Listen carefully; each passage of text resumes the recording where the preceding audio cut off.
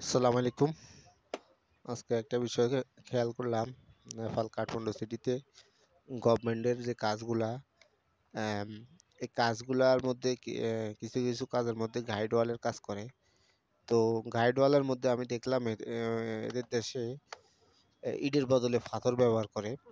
প্রাকৃতিক পাথরগুলা বিভিন্ন পাহাড় বা নালা থেকে সংগ্রহ করে আহ, পাথরের বিভিন্ন সাইজ করে, ছোট ছোট টুকরা করে করে আম, এরপরে উদ্দেশ্যে আবার পাথর গুঁড়া আছে এবং বালি আছে, এটাকে মিক্স করে সিমেন্টের বস্তার সাথে মিক্স করে কোনো রকম আম, মশলা তৈরি করে, যেটা মানে খুব বেশি আমার দেশের মতো অত যত্নশীল ভাবে করে না। এই মশলা তৈরি করে পাথরগুলা বসায় দেয় গাইড ওয়ালের মধ্যে, বসায় উপরে মশলাগুলা দিয়ে দেয়, দিয়ে আবার পাথর দেয়, আবার মশলা দিয়ে এভাবে গাইড ওয়াল করে।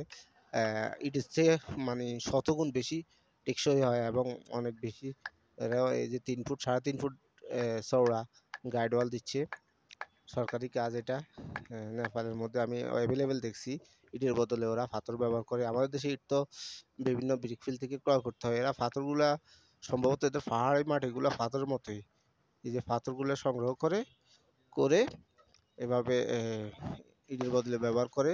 এদিকে দুইটা সুবিধা হলো, ইটের থেকে এটা অনেক সস্তা এবং ইট তৈরি করতে তো পরিবেশের ক্ষতি হয়, এটা কোনো পরিবেশের ক্ষতি হয় না, পরিবেশের ক্ষতি হয় না। তাছাড়া গাইড ওয়ালগুলা ইটের তুলনায় শতগুণ বেশি মজবুত হয় এবং অনেক বেশি টেকসই হয়, আর কাজ করতেও সুবিধা হয়। একটা ইটের চেয়ে একটা পাথরের টুকরা অন্তত 5-6টা ইটের সমান হয়, 10টা ইটের সমান হয়। এই কাজগুলো আমি এখানে কাঠমান্ডু শহরের মধ্যে হাঁটতে বাইরেছি, এটা বাইরে দেখতেছি। তো ভাবলাম আপনার সাথে এই বিষয়টা একটু শেয়ার করি। হয়তো অনেকের বিষয়টা অনেকের কৌতূহল থাকে না একটা দেশ সম্বন্ধে। তো এখানে আসছি টুকটাক কিছু বিষয় আপনাকে জানার চেষ্টা করি, যারা ভিজিটে আসবেন নেপাল কাঠমান্ডু সিটিতে। তো তাদের জন্য হয়তো এই বিষয়গুলা কিছুটা কাজে লাগবো। তো এই হলো এই যে বালু, বালু আর পাথরের গুঁড়া মিক্স করে, সিমেন্ট মিক্স করে পাথরের টুকরাগুলা বসায় দেয়। তো ধন্যবাদ, আজকে এই পর্যন্তই।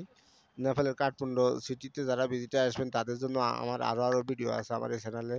লাইক কমেন্ট সাবস্ক্রাইব করে সাথে থাকবেন, অনেক তথ্য পাবেন আশা করি। ধন্যবাদ সবাইকে।